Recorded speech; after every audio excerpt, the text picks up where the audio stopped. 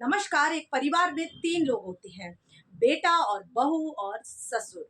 और ससुर जल्दी-जल्दी सुबह मॉर्निंग में उठने की कोशिश में उनकी टॉयलेट जो होती है वो बिस्तर पर निकल जाती है। और जैसे ही बुजुर्ग अपनी टॉयलेट को देखते हैं वो एकदम मतलब हैरान हो जाते हैं और डर जाते हैं। उनको लगता है कि ऐसा ना हो मेरा बेटा और बहू कहीं मुझे देख लें, क्योंकि बहू ने ये चादर कल नई बिछाई थी और उसने ये हिदायत दी थी कि अगर इस पे टॉयलेट की गई तो मैं साफ करने वाली नहीं हूँ। भले मुझे मायके जाना पड़े लेकिन मैं यहाँ रहने वाली नहीं हूँ, क्योंकि ये रोज़-रोज़ मुझसे नहीं होने वाला। और आज जो बहू है वो अपने भाई की शॉपिंग के लिए गई हुई होती है, क्योंकि उनकी शादी होने वाली होती है भाई की। तो बेटा और बहू मार्केट गए हुए हैं और बुज़ुर्ग अपने बिस्तर से उठते हैं और उस चादर को ले जाकर वह चादर को ले जाकर बाथरूम में रखते हुए उसको धुलते हैं। और उन्हें डर अंदर से रहता है कि ऐसा ना हो कि बेटा और बहू मुझे देख लें, कहीं वो आ ना जाएँ।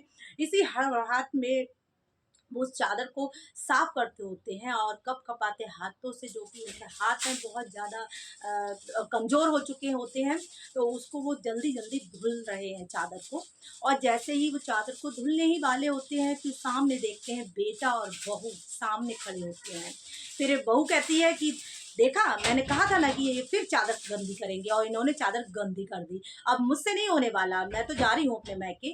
तो उसका जो हस्बैंड होता है, जो बेटा होता है बुजुर्ग का, वो कहता है कि तुम मायके जा सकती हो और अब मैं तुम्हें रोकूंगा नहीं, क्योंकि मुझे अपने पिता से बढ़कर कोई नहीं।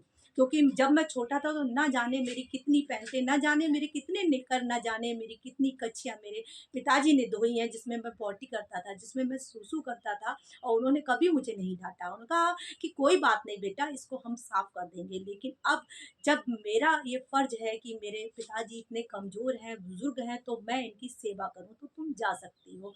वो एक साइड खड़ी हो जाती है और बुज़ुर्ग जो होते हैं, कँप-कँपाते हाथों से वो अपने पैरों से और हाथों से कँप-कँपाते अपने कुर्सी पर बैठाता है उनका बेटा। और बिठाने के बाद बुजुर्ग अपनी पत्नी की जो तस्वीर सामने टंगी है उसकी ओर देखते हैं और कहते हैं कि देखो, तुम कहती थी कि जब मैं दुनिया से चली जाऊंगी तो तुम्हारा ख्याल कौन रखेगा और तुम कैसे अपना ख्याल रख पाओगे। तो देखो, हम कितने खुश नसीब है कि हमें ऐसी औलाद हुई है कि देखो इस बुढ़न का कितना ख्याल रख रख रहा है मेरा बेटा।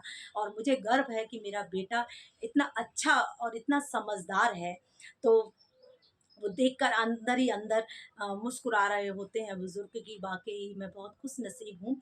और ये सब देखकर वो जो वाइफ़ होती है बेटे की, वो सोचती है कि वाक़ई मैंने कितना गलत किया और मुझे ऐसा नहीं करना चाहिए। उसको उसकी आँखों में आँसू होते हैं और वो सोचती है कि मैंने बहुत गलत किया, क्योंकि कल मुझे भी इसी पीरियड में आना है। मैं भी कल बूढ़ी होंगी और मेरे साथ अगर मेरा बेटा और बहू ऐसा बर्ताव करेगा तो मुझे कैसा लगेगा। तो ये कहानी हमें प्रेरणा देती है कि अगर जब बुजुर्ग हो जाते हैं माँ बाप, तो लोग अक्सर उनको छोड़ के चले जाते हैं या वृद्ध आश्रम छोड़ देते हैं या उनको रोड पर भटकने के लिए छोड़ देते हैं। तो ऐसा कभी ना करें, क्योंकि जो चीज़ आज उनके माँ बाप के साथ हो रही है वो बुजुर्ग हो रहे हैं, तो कल आप भी होगी।